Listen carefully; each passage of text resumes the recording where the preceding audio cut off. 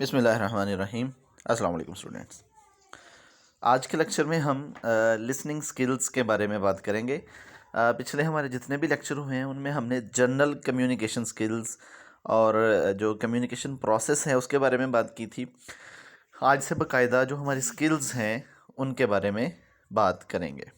और सबसे पहला जो हमारी स्किल है वो है लिसनिंग स्किल। सबसे पहले तो व्हाट इज़ लिसनिंग? लिसनिंग होती क्या है? टू लिसन इज टू पे thoughtful attention to what someone is saying.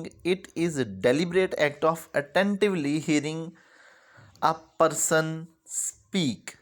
किसी बोलते हुए शख्स को अटेंटिवली, तवज्जो से, डेलिबरेटली, अपनी मर्ज़ी से, चाहकर, समझने की गर्ज से जब हम सुनते हैं तो उसे हम लिसनिंग कहते हैं। देखिए, सुनने की दो किस्म होती हैं, लिसनिंग और हियरिंग। हियरिंग जो है वो किसी भी सूरत में, किसी भी सेंस में, किसी को बात कर रहा हो, कोई आवाज़ आ रही हो, हमारे कान में पड़ जाए, उसे हम हियरिंग बोलते हैं। और डेलिबरेटली, समझने की गर्ज से, पूरी तवज्जो के साथ, अटेंशन के साथ किसी को सुनना लिसनिंग कहलाता है। ठीक है जी। अच्छा, अब देखिए, it is the mental process of paying undivided attention to what is heard. यानी कि ये मेंटल प्रोसेस है। लिसनिंग जो है ये मेंटल प्रोसेस है, दिमाग का काम है कि अनडिवाइडेड अटेंशन, यानी कि पूरी तवज्जो उस शख्स की तरफ, उस ऑब्जेक्ट की तरफ देना जिसे हम सुनना चाह रहे हैं। ठीक है, आगे, listening is more than hearing. मैंने अभी कहा कि हियरिंग और लिसनिंग में फ़र्क क्या है कि हियरिंग जो है ये किसी भी सूरत में हमारे कान में कोई भी आवाज़ पड़ गई, लेकिन लिसनिंग डेलिबरेटली होती है। ठीक है जी। So which is just the physical act of sense receiving sounds. Hearing involves the ears. यानी कि जो हियरिंग है उसमें हमारे सिर्फ कान इन्वॉल्व होते हैं, लेकिन जो लिसनिंग है इसमें बेटा हमारे ईयर्स यानी कि हमारे कान, आइज़ आँखें, हार्ट एंड माइंड यानी कि हमारा पूरा ध्यान और दिमाग भी इस तरफ लगा होता है। यानी कि हम अगले बंदे की आवाज़ भी सुनते हैं, उसके जेस्चर्स को ऑब्ज़र्व भी करते हैं, उसकी लिप रीडिंग करते हैं और उसके दिमाग को भी पढ़ने की कोशिश करते हैं। So this is listening. ठीक है जी। आगे बेटा, टाइप्स ऑफ लिसनिंग। लिसनिंग की कुछ टाइप्स हैं जिन्हें आज हम डिस्कस करेंगे। There are 7 types. पहली, appreciative learning listening, active listening, comprehensive listening, critical listening, superficial listening, content listening और focused listening. There are 7 types. So पहली टाइप जो है appreciative listening. An appreciative listening is listening for deriving aesthetic pleasure. यानी कि खुशी हासिल करने के लिए हम जो लिसनिंग करते हैं उसे हम जो है appreciative listening कहेंगे। As we do when we listen to comedy, music या entertainer, यानी कि जैसे हम कोई गाना सुनते हैं, कोई मज़ाहिया बात सुनते हैं या इससे मिलती जुलती कोई चीज़ जो हम लुत्फ़ हासिल करने के लिए, प्लेयर के लिए सुनते हैं, उसे हम बेटा एप्रिशिएटिव लर्निंग कहते हैं। दूसरे नंबर पे एक्टिव या एम्पैथेटिक लर्निंग। एक्टिव या एम्पैथिक लर्निंग जो है, empathic listening means to imagine yourself in the other person's position and tried to understand what he is thinking. ठीक है जी। यानी कि एक्टिव लिसनिंग बेटा ये है कि जब आप किसी को लिसन कर रहे हैं, किसी को सुन रहे हैं, तो आप अपने आप को उस बंदे की जगह पर रख के साथ में ये इवेल्यूएट करते हैं कि जब ये बंदा ये बोल रहा है तो बिहाइंड द सीन इसके दिमाग के अंदर क्या बात चल रही है। यानी कि जो हाईलाइटेड लाइन है ये देखिए, द गोल ऑफ एक्टिव और empathetic listening is to understand the speaker's feeling. यानी कि जब हम किसी की बात सुनते हुए उसकी फीलिंग्स को जानने की कोशिश करते हैं, needs and wants, so that you can appreciate his point of view regardless of whether you share that perspective. यानी कि बेशक आपका वो पर्सपेक्टिव है या नहीं है।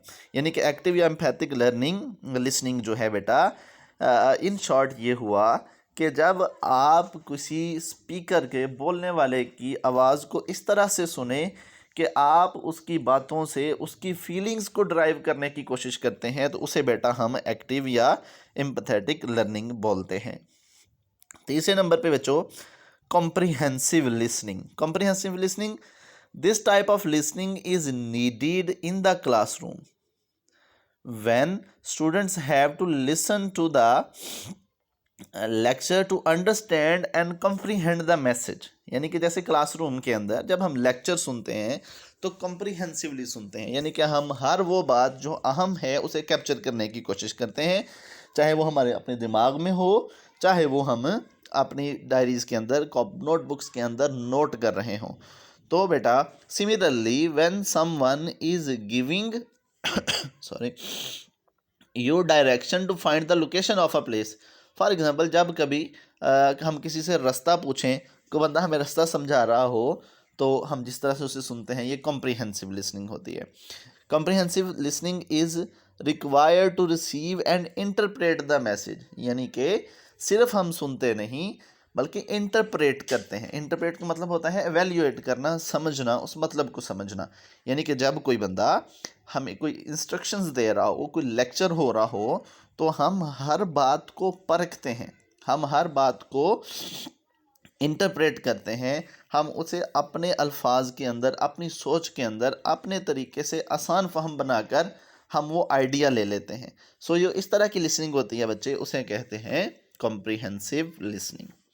नंबर 4 पे क्रिटिकल लिसनिंग। क्रिटिकल लिसनिंग जो है ये 3 वजहों से होती है एवेल्यूएट करने के लिए, जजमेंटल, इंटरप्रेटिव लिसनिंग। यानी कि देखिए, critical listening involves analysing, evaluating and judging what is being said.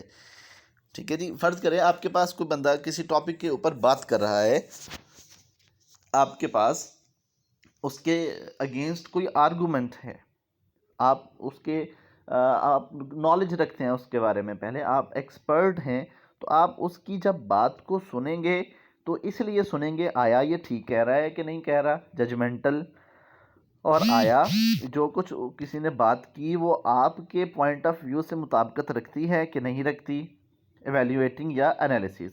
तो क्रिटिकल लिसनिंग जो है ये एवेल्युएशन के लिए, जजमेंट के लिए, या फिर इंटरप्रेट करने के लिए। ठीक है, ये हाईलाइटेड लाइन जो है ये देखिए, the goal of critical listening is to evaluate the message at several levels, the logic of the argument, strength of the evidence and validity of the conclusion.